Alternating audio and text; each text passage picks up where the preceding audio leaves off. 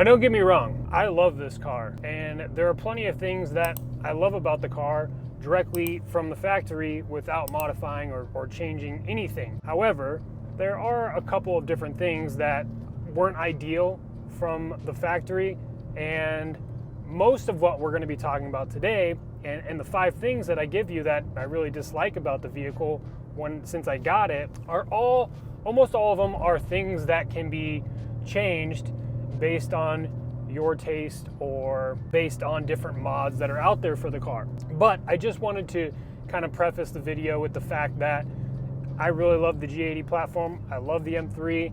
I understand now why they are BMW purists. Now, as somebody coming from mostly driving like muscle cars, American-made cars, things like that, coming to a BMW was a complete 180 for me. But like I said, now I totally understand why there are like BMW purists. I get it. So the first thing that was really something that is not up to my standard or my spec is the exhaust.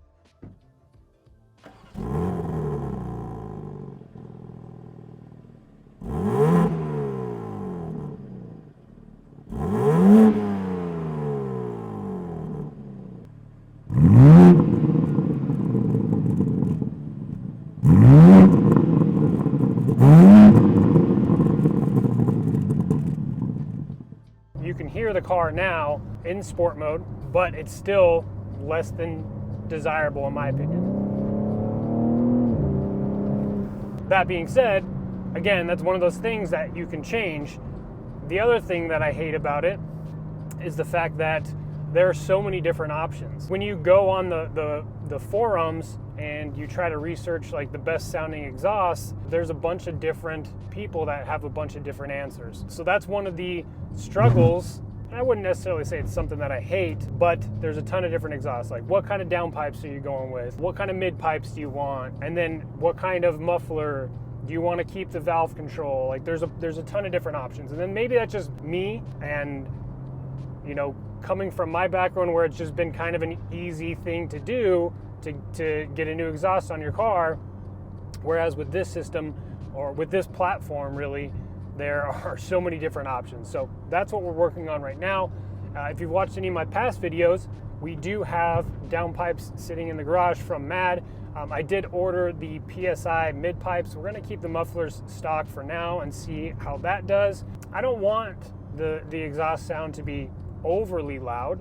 Like, I still want to be able to cold start it in the morning with the valves closed and not wake any of the neighbors up. But at the same time, when we're on roads like we're on today, when it's beautiful outside, I want to be able to open it up and enjoy that audible exhaust note.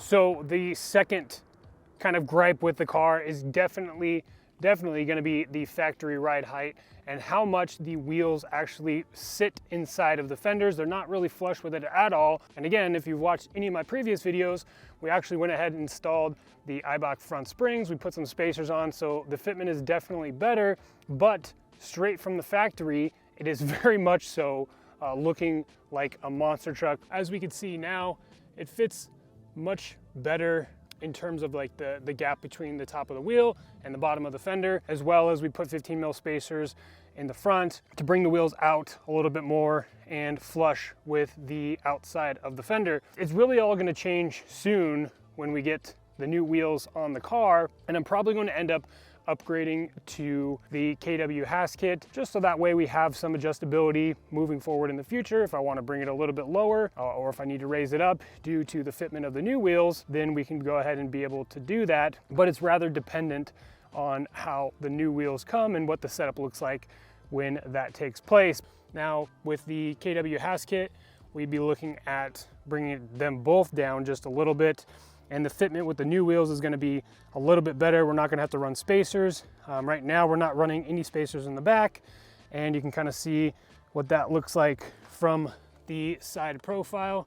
You can see those wheels still kind of are inside of the fender well, whereas the front ones are kind of just perfect.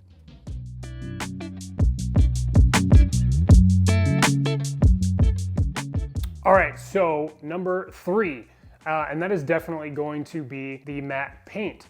Now, with this matte paint, it's kind of like a love and a hate situation. I love the paint. I love the uniqueness of it. The fact that you don't see, I mean, I've never seen another one like this in this color in person, but there are other things that we have to do to maintain this matte paint. Things like getting Dr. Beasley's soap, the matte body wash, to be able to maintain the paint. We had to use things like Stealth PPF to be able to PPF the front end, because regular PPF would make it look glossy and not matte. When it comes to ceramic coating, you have to use a completely different ceramic coating. You can't clay bar the car, you can't put any waxes on it or anything like that. And if you get a big rock chip on the car, you really can't do much in terms of being able to fix that or be able to spot correct those specific rock chips. When I first picked up the car, it was something that for me was super stressful, never having a matte finish car before. However, over the past couple weeks, I've been able to figure out how to work with the paint, get things like the Dr. Beasley stuff to be able to maintain the paint,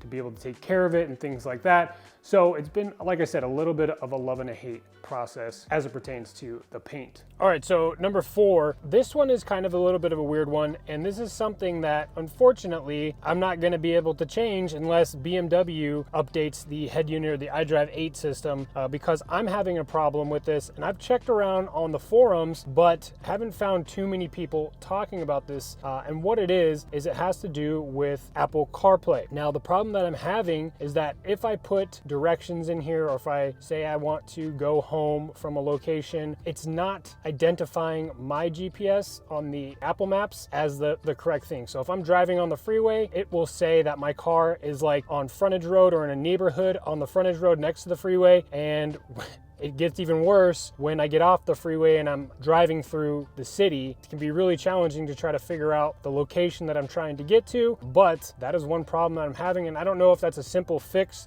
from BMW as it pertains to like the iDrive 8 system. It is something that is really, really frustrating, and I hope that they can get that done or fixed relatively soon. If you guys are having that problem with your G80, then definitely let me know down below in the comment section of this video, because like I said, I haven't heard of anybody else talking about it, so I don't know if it's a problem that's specifically unique to me or if other people are having the same problem as well. All right, so number 5, and the last one is the amount of attention that I get in this car. And I'm not really talking about the good attention where people want to wave and say that they love the car and things like that. I love all that stuff, but the amount of times that I've had like a clapped out Altima pull up on the side of me on the freeway and try to race me, it's kind of crazy. I drove a Viper prior to this, had some really fast Corvettes, but I never really had that kind of negative attention. And I guess it could be construed not necessarily as negative attention. It's just something that I noticed with this car. I don't know if it's just being that it's a BMW or what, but I get a ton of people that are like trying to race me on the freeway and all that stuff. That is really the top 5 things that I really hated or disliked on the car that came from the factory. Now, like I said in the beginning, a lot of those things, not only have I already changed and will be changing in the future, except for those 2 last ones, right? The Apple CarPlay stuff and the kind of negative attention that the car garners. That being said, I wanted to give you guys a quick update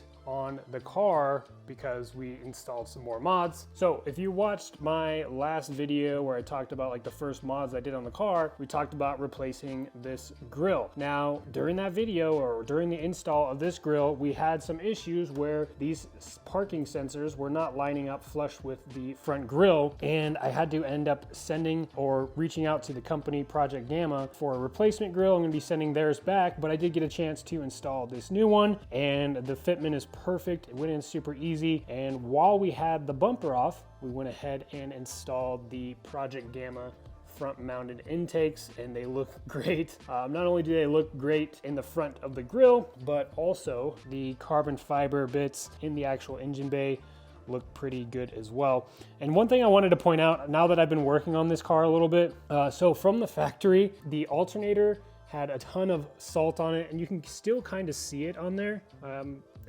Obviously it's kind of hard to clean. I don't want to spray a pressure washer on the alternator, so I've been trying to like scrape it off, but it's also on the underside of the car, and I don't know if that's specifically from it getting transported from Germany on a boat, but that's just one of the unique things that I noticed when actually working on the car myself. All right, so that is going to wrap up our video for today. Definitely let me know what you think about the things that I listed down below in the comment section of the video. And if you are somebody that owns a G8X, then let me know if you struggled with the same kind of dislikes as the car came out from the factory. If you've done anything to change yours, let me know down below in the comment section of today's video. Other than that, guys, we will see you on the next one.